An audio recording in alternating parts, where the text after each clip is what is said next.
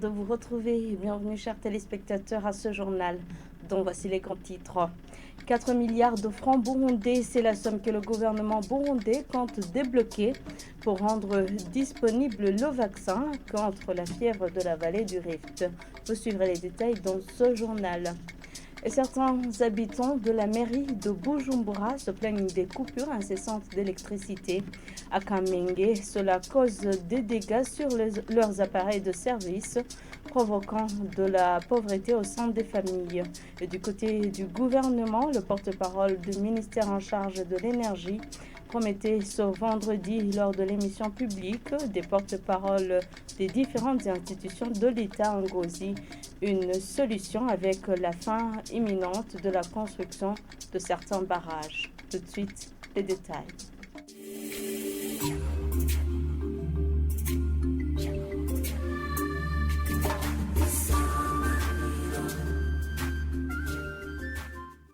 Bienvenue encore une fois. L'endommagement des appareils de service et la famine qui s'installe au sein des familles sont certaines des conséquences dues à la coupure incessante du courant électrique en mairie de Bujumbura. Ceux qui vivent des métiers nécessitant du courant électrique en zone Kamenge, qui se sont entretenus avec nos reporters, demandent d'être alimentés régulièrement en courant électrique. Lydie Gahimbad. Que ce soit les coiffeurs ou ceux qui rendent le service de saisie des documents ou ceux qui font le commerce du lait aux cafétérias que nous avons rencontrés tout près de la zone Kamenge déplorent la coupure du courant électrique observée dans ces derniers jours. Selon eux, le courant électrique ne dure pas même 30 minutes. Ils enregistrent de grandes pertes dans les endommagements des appareils. La coupure d'électricité s'observe à 8 heures et quand l'électricité revient vers 11 heures, elle ne dure que 10 minutes. Et cette coupure d'électricité se fait incessamment tous les 3 heures. Nous sommes obligés de vivre la situation. Et pendant ce temps, nous ne faisons rien pour rendre service. Cela cause aussi des dégâts sur nos appareils. Vous voyez par exemple ici, l'écran de mon ordinateur est abîmé, mais aussi mon amplificateur. C'est une perte. Autre chose est que nous ne parvenons pas à payer les propriétaires des maisons que nous louons. Nos familles manquent de quoi survivre. Cette coupure du courant électrique cause aussi des problèmes pour ceux qui veulent se raser d'abord le cheveu et continuer au travail après. Celui-ci dit qu'il est obligé d'attendre plus de 4 heures. Moi, je venais me faire raser les cheveux afin d'aller vaquer à mes activités étant propre, mais je suis désolé. Je suis déjà en retard à cause de cette coupure d'électricité. Ceux qui se sont exprimés à la télévision Sanganiro demandent à la Régie des eaux d'alimenter régulièrement les différents quartiers afin d'exercer les activités. Nous demandons à la Régie des eaux d'alimenter régulièrement les quartiers, surtout pendant la journée, afin que nous puissions travailler normalement.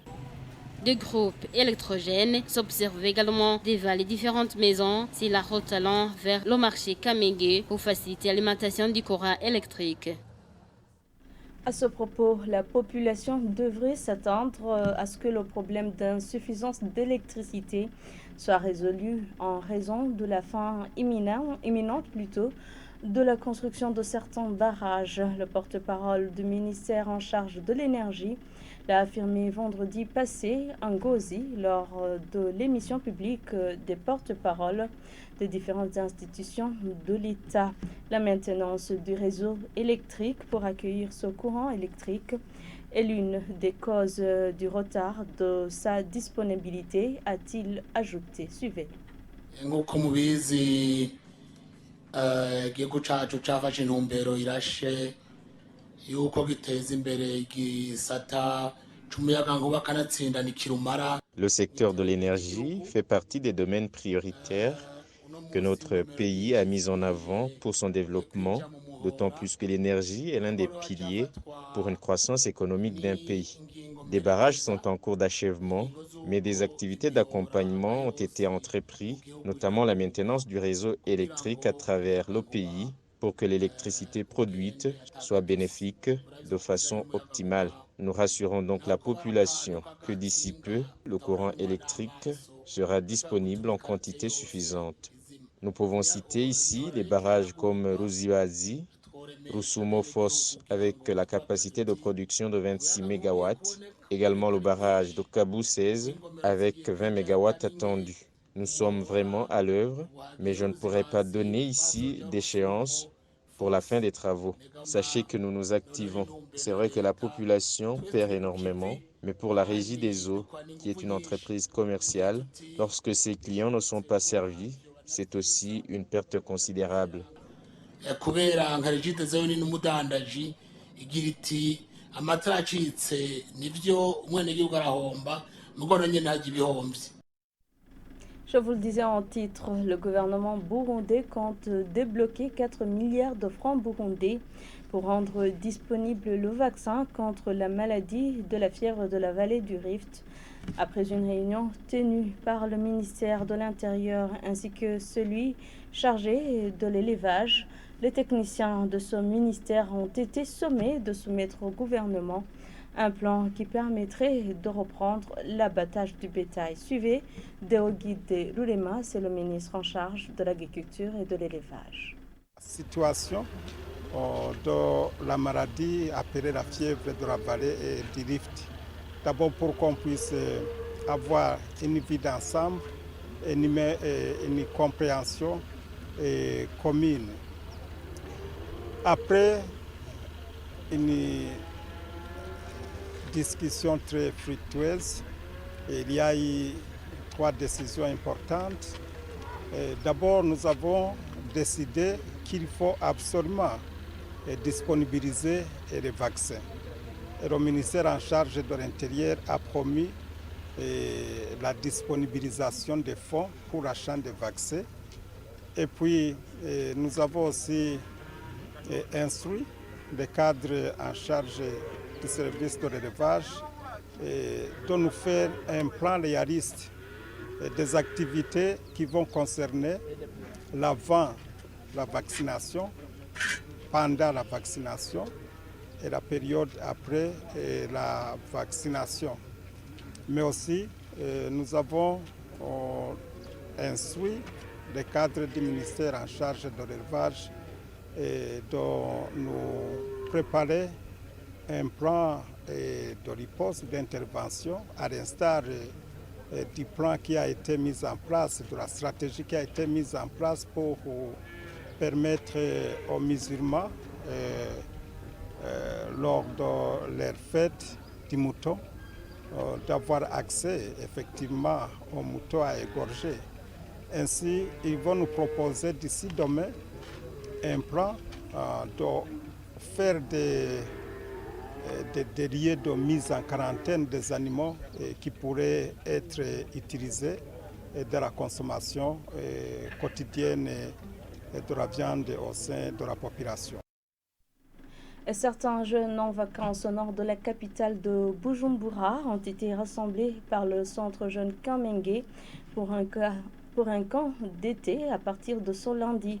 Ceux qui se sont entretenus avec la télévision Isanganiro indiquent qu'outre les formations qu'ils y acquièrent, ils apprennent aussi la cohésion sociale.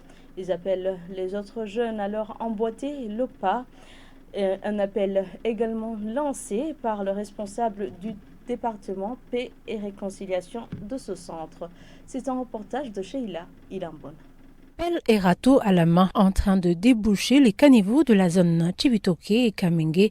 C'est comme cela que nous avons trouvé les jeunes regroupés dans les camps de travail au centre jeune Kamenge. Interrogés, ces derniers ont affirmé qu'ils ont opté de participer dans cette session car ils y tirent beaucoup d'avantages. Ils appellent les autres jeunes à venir participer dans ces camps d'été. En peu de mots, ces activités nous permettent de tisser des liens avec les autres jeunes. Tu as l'occasion d'avoir beaucoup de connaissances. Ils nous éduquent aussi. Ils nous donnent beaucoup de formations, même ce qu'on ne connaissait pas. Nous y avons droit. En venant ici, tu apprends beaucoup de choses que tu ne connais même pas. Ça nous aide à bien connaître comment tu peux être avec les gens de caractères différents. Ce que je peux les dire, c'est qu'il faut qu'ils viennent dans 5 ans de travail. Il faut qu'ils viennent parce que dans 5 ans de travail, on apprend beaucoup de choses. Un appel également lancé par le chargé du département paix et réconciliation dans le centre Jeune Kamenge. C'est ça le but, c'est de les habituer à s'accepter mutuellement, à s'accepter tels qu'ils sont et à se mettre ensemble autour de la paix, car le thème principal de ces camps est ta paix, ma paix. Donc c'est pour consolider la paix, c'est pour renforcer l'amitié entre ces jeunes qui viennent des différents quartiers. Et donc je lancerai un message très simple à leur disant de venir peut-être, ce n'est pas trop tard, il nous reste encore des sessions, ils peuvent venir s'associer aux autres. Un point bémol, c'est que pour cette année, le centre prévoit d'accueillir 900 jeunes au lieu des 2000 qu'il accueillait auparavant. Une information que nous tirons de ce centre, c'est que le manque de moyens et la pandémie du Covid-19 est l'une des causes de cette baisse d'activité. En international, des délégués de tout le continent africain ont entamé depuis lundi des discussions au Rwanda à l'occasion du premier congrès africain dédié au rôle des aires protégées dans l'avenir de la planète. Suivez ce reportage de nos confrères d'Euronews. Ils sont venus de tout le continent, des présidents, mais aussi des délégués de certains pays pour assister au tout premier congrès sur les aires protégées qui se tient à Kigali. Dans son discours, le Premier ministre rwandais a tenu à rappeler l'importance de préserver la biodiversité en Afrique. Nous possédons les plus belles rivières, les plus belles forêts, les plus belles montagnes et une variété d'animaux sauvages que l'on ne trouve que sur ce continent. Nous devons donc tout mettre en œuvre pour protéger et conserver cette diversité. En 50 ans, le continent qui abrite un quart de la biodiversité planétaire a perdu plus de 50% de ses écosystèmes. Les aires protégées en Afrique, qui s'étendent des savanes aux montagnes, en passant par les forêts tropicales, les mangroves ou les déserts, ont été dévastées par l'activité humaine. C'était un reportage de la chaîne internationale Africa News. Et voilà, c'est par ici que prend fin ce journal. Merci à tous de l'avoir suivi. Bonne suite des programmes avec la télévision Isanganiro.